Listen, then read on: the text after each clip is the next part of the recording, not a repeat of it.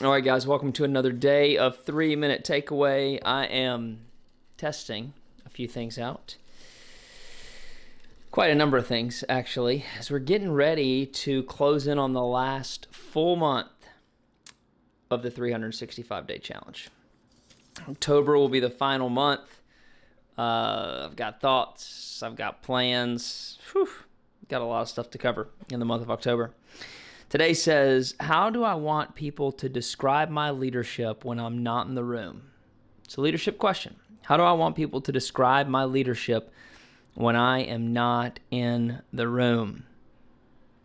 I actually do have a resource or a thought about this. Let's put our 3 minutes on, and here we go.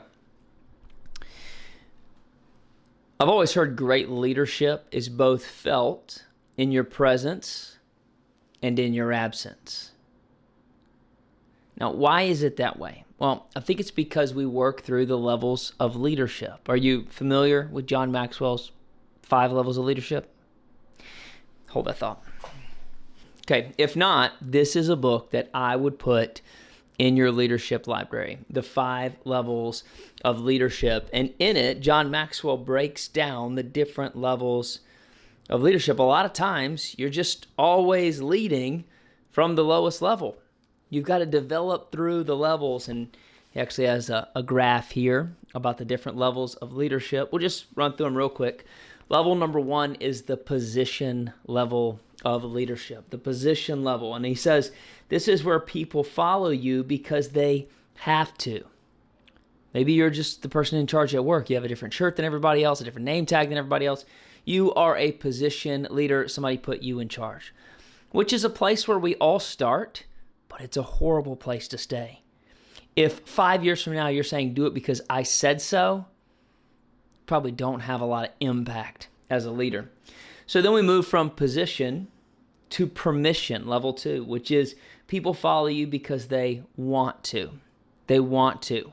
You now have permission to lead them. They've given that to you. People say, well, how do you get there? Well, you move from level 1 to level 2 by listening. You have 2 ears and 1 mouth for a reason. You should be listening to what's going on around you and building those relationships. Then we move to level 3, which is production. People follow you because of what you've done for the organization. This is your ability to get results. Come work alongside of them. Have a problem, bring a solution.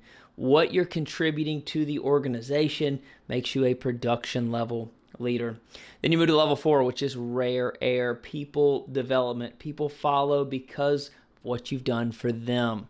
You start to develop leaders. You start to build your leadership bench. You are developing new leaders to handle new problems inside the organization. People development. Like I said, this is rare air. And then you get to level 5, which is pinnacle level leader. People follow because of who you are and what you represent. This is really about respect. Those are a nutshell on the 5 levels of leadership. There's so much more in this book. And we don't have a lot of time to cover all of it because we have 5 seconds left. But what I would encourage you, I'm going to just turn this off because we're about to get dinged out. Yep.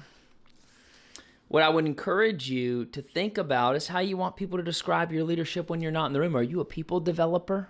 How you want people to describe you is so important. So do you want to be known as a position leader, or do you want to work your way up through to pinnacle?